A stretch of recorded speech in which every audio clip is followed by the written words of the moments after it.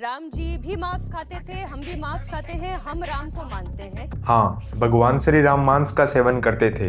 यहाँ पे मांस का मतलब फल का गूदा है, ना कि किसी जानवर का मांस। आज के टाइम में ये एक बड़ा कंट्रोवर्शियल टॉपिक बन गया है। क्या भगवान श्री राम मांस खाते थे? कुछ लोगों का कहना है कि भगवान श्री राम क्षत्रिय थे, इसलिए वो मांस खाते थे, और कुछ लोगों का कहना है कि ये बिल्कुल गलत बात है, राम जी हमेशा शाकाहारी थे।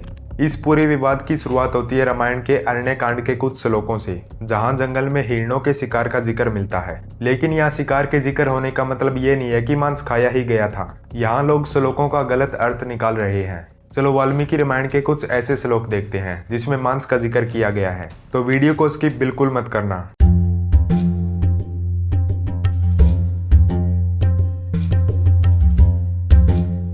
जय श्री राम दोस्तों। पहला श्लोक आता है मनुस्मृति के चैप्टर 5 के वर्ष 27 से। इसमें साफ साफ लिखा है, जब मांस पर मंत्रों से शुद्ध किया गया पानी छिड़का जाता है तो कोई भी व्यक्ति उस मांस को खा सकता है। यहाँ पे मांस का मतलब किसी जानवर का मांस नहीं है। संस्कृत में मांस का मतलब होता है फल का गूदा। यहाँ पे फल के गूदे की बात हो रही है, ना कि किसी जानवर के मांस की। इस श्लोक को देखिए, अगर कोई व्यक्ति मांस खाए तो उसे कितनी कठोर सजा मिलेगी।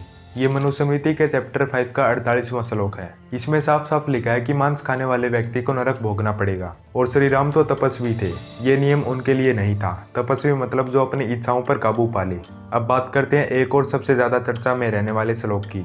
ये श्लोक वाल्मीकि रामायण अयोध्या कांड अध्याय 52 और श्लोक 89 से लिया गया है।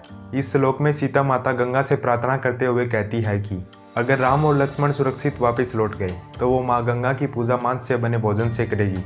अगर इसकी ट्रांसलेशन आप गीता प्रेस से देखते हैं, इसमें बताया गया है कि वो ऐसे पदार्थों से माँ गंगा की पूजा करेगी जो देवता को भी दुर्लभ हो, और अपने पृथ्वी बस्तर अन्न के द्वारा भी उसकी पूजा करेगी। पहली बात, माँ सीता खुद मांस खाने की बात नहीं कर रही है, वो एक पूजा का संकल्प ले रही है, यानी भोग चढ़ावा देने की बात कर रही है। और माता सीता ने वनवास में आने से पहले ही भगवान श्री राम को प्रतिज्ञा दी थी। अगर आप अयोध्या कांड के 27वें सर्ग के 16वें श्लोक को देखेंगे तो माता सीता कहती है कि मैं आपको वनवास में कोई कष्ट नहीं दूंगी, प्रतिदिन आपके साथ रहूंगी और प्रतिदिन फल कुंद ही खाकर जीवन का निर्वाण करूंगी।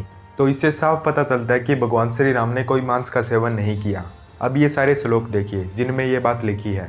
जैसे अयोध्या कांड के 54वें सर्ग में 16वां श्लोक है। वहाँ ऋषि भारद्वाज के पहुंचने पर भगवान श्री राम कहते हैं कि भगवान हम पिता के आदेशानुसार तपोवन में प्रवेश करेंगे और वहाँ फल मूल खाकर धर्म आचरण करेंगे। और ये तो रामायण का रेफरेंस है, महाभारत में भी रेफरेंस दिया है। जब आप अनुशासन पर्व में जाएंगे तो वहाँ भीष्म कहते हैं भगवान श्री राम ने कभी भी मांस भक्षण नहीं किया। बाकी अगर आपको रामायण के बारे में जानना है तो आप मेरी ये वाली वीडियो देख सकते हैं।